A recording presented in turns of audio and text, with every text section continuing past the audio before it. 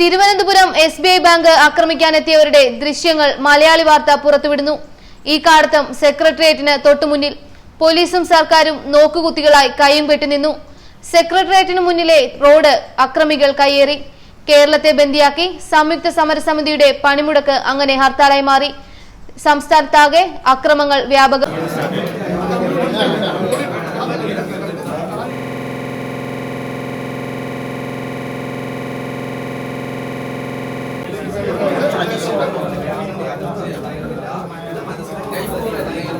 Camera मुझे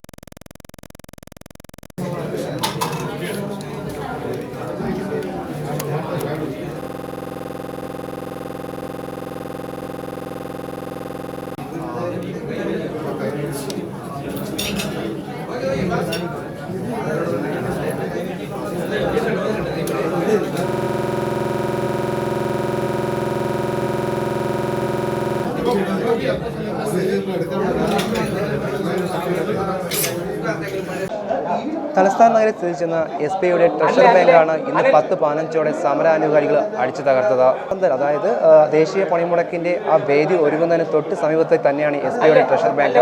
കഴിഞ്ഞ ദിവസം SBI തുറന്നു. എന്നാൽ അതിൽ പ്രതിഷേധിച്ചുകൊണ്ടാണ് ഇന്ന് 10:45ഓടെ ഒരു കൂട്ടം 15ഓളം വരുന്ന സമരാനുകൂലികൾ അതായത് SBIയുടെ ട്രഷറി ബാങ്കിൽ എത്തുകയും ഇവിടെ ക്യാബിൻ, അതായത് മാനേജറുടെ ക്യാബിൻ അടിച്ചു തകർക്കുകയും ലാപ്ടോപ്പും അതോടൊപ്പം തന്നെ ചില്ല്, അതായത് മേശയുടെ ചില്ല് അടിച്ചു പൊട്ടുകയും ചെയ്തിരുന്നു. പ്രവർത്തകർ, അതായത് സമരം അനുകൂലിക്കുന്നുണ്ടെന്നും അതോടൊപ്പം തന്നെ ഇവിടെ എത്തിയിരിക്കുന്ന എല്ലാവരും CPM അല്ലെങ്കിൽ ഈ സമരത്തോട് അനുകൂലിക്കുന്നവർ പ്രവൃത്തി ചെയ്യേണ്ട എന്നും അല്ലാത്തവർ പ്രവൃത്തി ദിവസമായി കണക്കാക്കണം എന്നൊരു നിലപാട് തന്നെയായിരുന്നു ആദ്യം മുതൽക്ക് അവർ സ്വീകരിച്ചിരുന്നത്. എന്നാൽ ഈ ഒരു നിലപാടിനെ വളരെ ഖേദകരം എന്ന് തന്നെയാണ് മാനേജർ വ്യക്തമാക്കിയത്.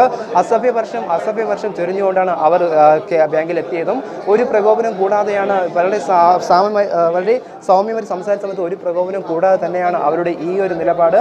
എന്നാൽ സുരക്ഷ, അതായത് സെക്യൂരിറ്റി ജീവനക്കാർ മാത്രമേ ഇവിടെ ഉണ്ടായിരുന്നുള്ളൂ. മറ്റു പോലീസ് ഉദ്യോഗസ്ഥരോ ആരും തന്നെ ഉണ്ടായിരുന്നില്ല. എന്നാൽ മുഖ്യമന്ത്രി അതോടൊപ്പം തന്നെ മന്ത്രിമാരടക്കം കടകൾ അടയ്ക്കുകയും അതോടൊപ്പം തന്നെ വാഹനങ്ങളെ തടയുകയോ എന്നൊരു നിലപാട് സ്വീകരിക്കില്ല എന്ന് അവർ വ്യക്തമാക്കിയിരുന്നു.